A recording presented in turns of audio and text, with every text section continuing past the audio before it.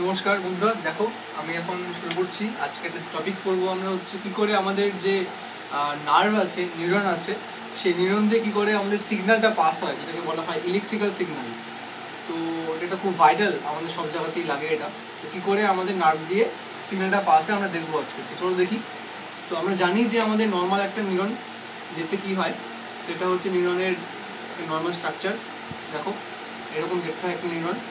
So এই নিউরনের মধ্যে দেখা যাচ্ছে এটা হচ্ছে কোষ দেহ, যেটাকে এখানে নিউক্লিয়াস আছে, এছাড়া আছে হচ্ছে মাইটোকন্ড্রিয়া আছে, নিজেল দানা, এছাড়া এগুলোকে বলা হয় প্রবর্ধক। তো দেখো এগুলো ছোট প্রবর্ধক, এটা হচ্ছে বড় প্রবর্ধক।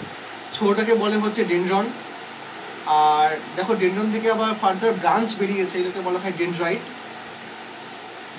আর এটা লম্বা যে ব্রাঞ্চটা গেছে, এখানে শাখাটা গেছে, এটাকে বলা হয় অ্যাক্সন। এটা হচ্ছে অ্যাক্সন টার্মিনাল, যেখানে কিছু এরকম স্ট্রাকচার থাকে যেগুলোকে সাইন্যাপটিক নব বলা হয়। এবার আমরা সবসময় মনে রাখতে হবে, সবসময় একটা নিউরন তার ডেনড্রাইট থেকে সিগন্যালটা নিয়ে যায়, মানে সিগন্যালটা ডেনড্রাইট রিসিভ করে, তারপর কোষ দেহ দিয়ে সিগন্যালটা অ্যাক্সন দিয়ে চলে যাবে। তো আমরা চলো দেখে নিই কী করে অ্যাক্সন দিয়ে সিগন্যালটা পাস হয়। তার জন্য আমরা অ্যাক্সনকে একটু বড় করে জুম করে আঁকাবো। তো এটা হচ্ছে একটা অ্যাক্সন, দেখো বড় করে আঁকালাম অ্যাক্সনটা। এবার ধরে নিচ্ছে আমাদের যে নার্ভটা আছে, এখন এই নার্ভটা কিন্তু রেস্টিং অবস্থায় আছে। রেস্ট বলতে এখনও কোনো কাজ করছে না। তো যখন নিউরন রেস্টিং অবস্থায় থাকে তখন তাকে বলা হয় পোলারাইজড কন্ডিশন, মানে রেস্ট করছে। তো রেস্টিংয়ের সময় দেখবো যেটা হচ্ছে নিউরনের ভিতরের অবস্থা, যেটাকে বলা হয় ICF, ইন্ট্রা সেলুলার ফ্লুইড। আর যেটা বাইরে আছে সেটাকে বলা হয় ECF, এক্সট্রা সেলুলার ফ্লুইড। যেটা বাইরে আছে দেখতে পাবো বাইরের মিডিয়ার মধ্যে সোডিয়াম আয়ন বেশি থাকে, আর ভিতরে দেখতে পাচ্ছি পটাশিয়াম বেশি আছে। তো বাইরে কিন্তু সোডিয়াম বেশি আর ভিতরে পটাশিয়াম বেশি আছে। কিন্তু দেখা যাচ্ছে যে যদি বাইরে পটাশিয়াম, যদি বাইরে যে সোডিয়াম বেশি আছে, তো ওই জন্য বাইরে কিন্তু চার্জ আমাদের পজিটিভ আছে। কিন্তু যা দেখা যাচ্ছে এখানে ভেতরে পটাশিয়াম বেশি আছে, কিন্তু তাও ভেতরে চার্জ কিন্তু এখানে মাইনাস, নেগেটিভ হয়ে আছে। কেন? আমরা জানি পটাশিয়াম প্লাস ক্যাটায়ন, কিন্তু তাও এখানে মাইনাস কেন হয়ে আছে? কারণ এখানে একটা নেগেটিভ চার্জ প্রোটিন থাকে। এই নেগেটিভ চার্জ প্রোটিনটা কিন্তু পটাশিয়াম থেকে বেশি আছে, যেই কারণে কিন্তু ভেতরের কন্ডিশনটা মাইনাস হয়ে গেছে, কিন্তু বাইরে কিন্তু চার্জ প্লাস। এই সময় দেখা যাচ্ছে নিউরনের কন্ডিশন হচ্ছে -70 মাইক্রোভোল্ট। যখন নিউরন আমাদের রেস্টে থাকে তখন নিউরনের মধ্যে চার্জ কত থাকে? হচ্ছে -70 মাইক্রোভোল্ট। কিন্তু এবার দেখো, যেহেতু বাইরে সোডিয়ামটা বেশি আছে আর ভিতরে পটাশিয়ামটা বেশি আছে, অতএব এখানে কিছু লিকেজ চ্যানেল থাকে। সেই লিকেজ চ্যানেল দিয়ে কি হয়, সোডিয়ামগুলো ভেতরে ঢুকে যায় আর কিছু পটাশিয়াম বাইরে বেরিয়ে যায়। কি বললাম? কিছু সোডিয়াম ভিতরে ঢুকে যাচ্ছে আর কিছু পটাশিয়াম চলে যাচ্ছে বাইরে। এটাকে বলা হয় প্যাসিভ ট্রান্সপোর্ট, যেখানে কোনো এটিপি সাহায্য ছাড়াই পটাশিয়ামগুলো চলে যাচ্ছে বাইরে আর সোডিয়াম ঢুকে যাচ্ছে ভেতরে। তো এটা যদি ঢুকে যায় তাহলে আমাদের যে ব্যালেন্সটা -70 মাইক্রোভোল্ট, সেটা কিন্তু মেনটেন হবে না।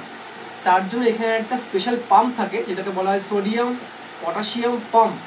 এই পাম্পটা কি করে, এটিপির সাহায্য নিয়ে 3টে সোডিয়ামকে বাইরে বের করে দেয়। যেই সোডিয়ামগুলো ভেতরে ঢুকছিল তাদেরকে বাইরে বের করে দিচ্ছে, আর যেগুলো পটাশিয়াম বাইরে চলে গেছিল তাদেরকে আবার ভেতরে ঢুকিয়ে দিচ্ছে। এরকম করে কিন্তু ব্যালেন্স হয়ে যাচ্ছে। আমরা জানি বাইরে সোডিয়াম বেশি, ভেতরে পটাশিয়াম বেশি, তো অটোমেটিক্যালি সোডিয়াম কিন্তু ভেতরে ঢুকবে, পটাশিয়াম বাইরে বেরিয়ে যাবে। কিন্তু এই পাম্পের সাহায্যে কি হচ্ছে, যে সোডিয়ামগুলো ভেতরে ঢুকছিল তাদেরকে বার করে দেওয়া হলো, আর যেগুলো পটাশিয়াম বাইরে চলে গেছিলো ওদেরকে আবার ভেতরে নিয়ে আসা হলো। এরকম করে কিন্তু আমাদের নিউরনের মধ্যে অলওয়েজ -70 মাইক্রোভোল্ট রেশিওটা মেনটেন হয়। এবার ধরো কোনো কারণে আমাদের নিউরনের মধ্যে আমি একটা স্টিমুলাস বা সিগন্যাল দিলাম। যখনই স্টিমুলাস বা সিগন্যাল দিব তখনই কি হবে, একটা স্পেশাল গেট থাকে আমাদের ডেনড্রাইটের মধ্যে, সেই গেটটাকে বলা হয় সোডিয়াম লাইগ্যান্ড গেট। এই সোডিয়াম লাইগ্যান্ড গেট দিয়ে কি হয়, অল্প করে সোডিয়াম ভেতরে প্রবেশ করে। এটা একটা গোপন পথ বলতে পারো, যে গোপন পথ দিয়ে সোডিয়াম ঢুকছে। এবার যখন সোডিয়াম ঢুকছে ভেতরে তখন কিন্তু -70 যে মাইক্রোভোল্ট চার্জটা আছে ওটা কিন্তু আস্তে আস্তে চেঞ্জ হবে কিসে, -60 মাইক্রোভোল্টে। আর এটাকে বলা হয় থ্রেশহোল্ড ভ্যালু। যখনই আমার নিউরনের মধ্যে -70 থেকে চার্জ চেঞ্জ হয়ে -60 হয়ে যাবে, তখনই কি হবে, এখানে আরেকটা গেট থাকবে যাকে বলা হয় সোডিয়াম ভোল্টেজ গেট। এই সোডিয়াম ভোল্টেজ গেট খুলে যাবে, যার জন্য কি হবে, অনেক বেশি করে সোডিয়াম বাইরে থেকে কি হয় ভেতরে বসছে, যার জন্য কি হবে, যার জন্য এখানে কিন্তু চার্জটা কি হয়ে যাবে, প্লাস হয়ে যাবে। তো অ্যাজ কি হলো, নিউরনের ভিতরে চার্জটা পজিটিভ হয়ে গেল, তার মানে নিউরন কিন্তু একটা ইলেকট্রিক্যাল সিগন্যাল এই নিউরন দিয়ে পাঠাতে পারবে। এই চার্জটা কত হবে, চার্জটা হবে +35 মাইক্রোভোল্ট ম্যাক্সিমাম। এবার এই চার্জটা হয়ে যাওয়ার পরে নিউরনকে আবার কি হতে হবে, আবার ওকে মাইনাস হতে হবে। তো মাইনাস হওয়ার জন্য কিন্তু নিউরন কি করবে, কিছু পটাশিয়ামকে কোষ থেকে বের করে দেবে। যখন পটাশিয়ামকে বের করে দেবে, নিউরন আবার কি হয়ে যাবে, মাইনাস হয়ে যাবে। তা আমি আগেই বলছিলাম, যখন নিউরন রেস্টিংয়ে থাকে তখন তাকে বলা হয় পোলারাইজড কন্ডিশন। পোলারাইজড মানে রেস্ট করছে। যখন প্লাস হয়ে গেল নিউরনটা, যেহেতু পটাশিয়াম ঢুকলো, এই কন্ডিশনটাকে বলে ডিপোলারাইজড স্টেট। ডিপোলারাইজড, বা এটাকে বলা হয় অ্যাকশন পোটেনশিয়াল। Action potential. আর যখন আবার সে মাইনাস হয়ে গেল, রেস্টিং হয়ে গেল, এটাকে বলা হয় রিপোলারাইজড স্টেট, মানে নিউরন আবার রেস্টিংয়ে চলে আসলো।